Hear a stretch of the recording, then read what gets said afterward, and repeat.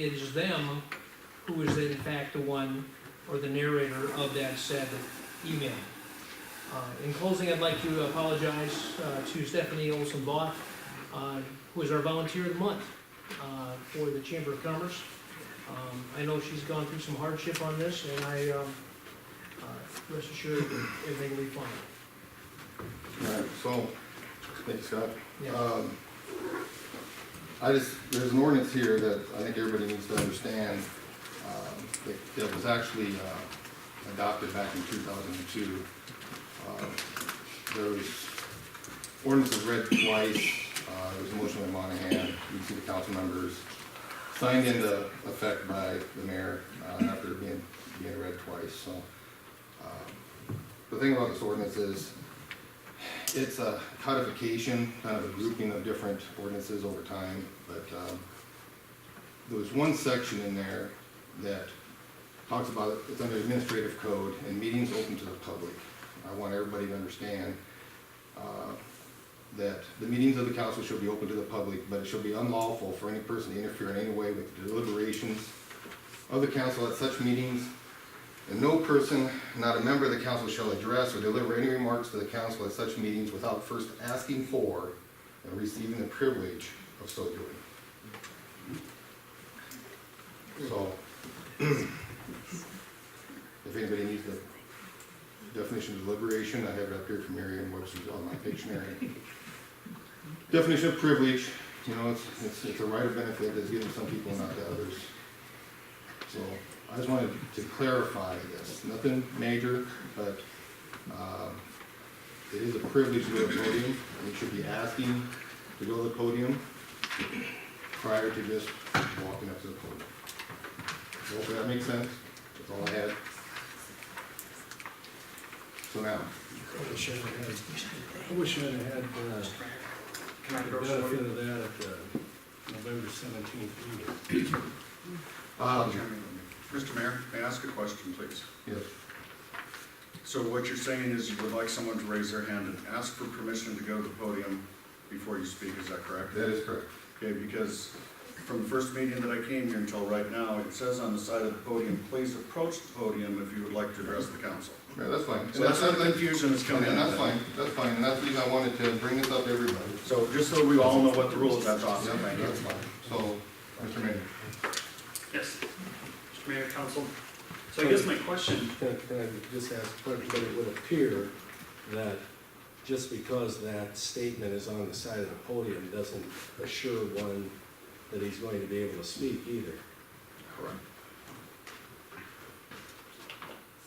Yes. Right? That's the first one. Go ahead. all right, I guess my question from my statement still stands. How do you plan on addressing this, and will you join us in finding out where this email came from? You're addressing that to me? To anybody in the council who wishes to answer? I can tell you that we're not judge and jury here. We're not a CSI. We're here to do city business, and we're gonna move on. That's my mantra with this whole thing, is to just, we gotta keep moving on here. We got city business to attend to. We got elections coming up in the spring.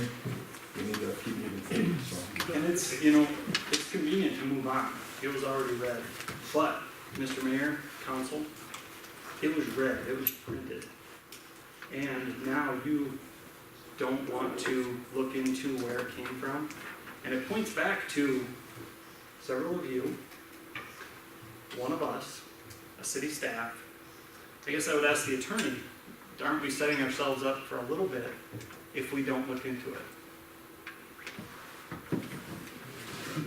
The attorney will not be giving you group, your group, or you any advice, and I don't have an opinion at this time. That's okay, Larry. I'm not asking for advice from me. I'm asking for, as a citizen of Hartford, it looks to me like something fraudulent went on. And as a business person, running a city isn't that much different.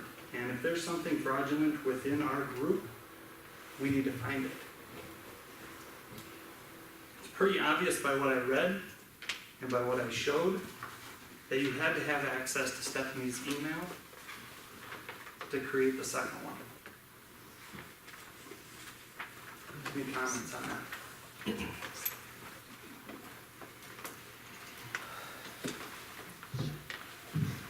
I would love to find out who authored the journey, but I have no expectations that this council can come together as a quorum for that very reason. For the very reason that President Doyle Johnson will abstain. Period. That leaves three. Three can't do anything. And I appreciate that. I think that it sets up an atmosphere where nobody wants to send anything to a council because their words are gonna get used in a hateful way.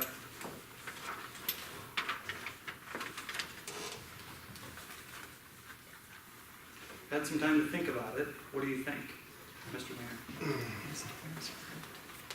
I have no comment on the matter. I wasn't here for it. What I've read of it and seen of it, I've given you guys a chance to respond. There's no, this is a rabbit hole to go down that, That is to be gone down. no. City's got other important business to be doing. You got anything else to add? I guess the only thing I would add is our books are open. We're ready to look. And if you're not willing to look, if you're a citizen here tonight, or you're watching this on TV, or you're reading the minutes, look at who doesn't want to look into this. Thank you. All right, thank you. May I approach? You have something new to add? I have a new inquiry, or at least a verification. It's my understanding, Larry, that Doyle needed to provide the name of that email. Is that correct? Under the law, he was asked to. I'm gonna tell you that I asked Doyle to provide the email. I'm going to tell you that I think the policy of the city when they adopt them should be, if you're going to read something to the city council, you ought to be supplying everybody to the city council that document in advance. Was it not an implied fact that when you're asking for an email, that you ask for the entire email to be forwarded complete with its digital footprint, and then not to still, he says here today that he still took the name off of the bottom of that email. He is still refusing to give you the name on that email. Is that correct? I asked Mr. Doyle to file the email. What he has filed. Beyond that, whether what is correct or not correct, I'm not the judge and jury on that. He's complied with my request, as far as I know. It's my understanding that Stephanie's email was forwarded to at least Mayor Campbell and Bill. Doyle, did you also forward that other nasty email? No. Mayor Campbell, did you read that any time prior to this meeting last month? Read what? Were you sent a copy of that, the phony email? No, I was not. Bill, No. do you know the name on the bottom of that email? It was requested that it be provided. Doyle says he's not going to give it to you. Do you know, can you share it with us? I have what you have in the public record.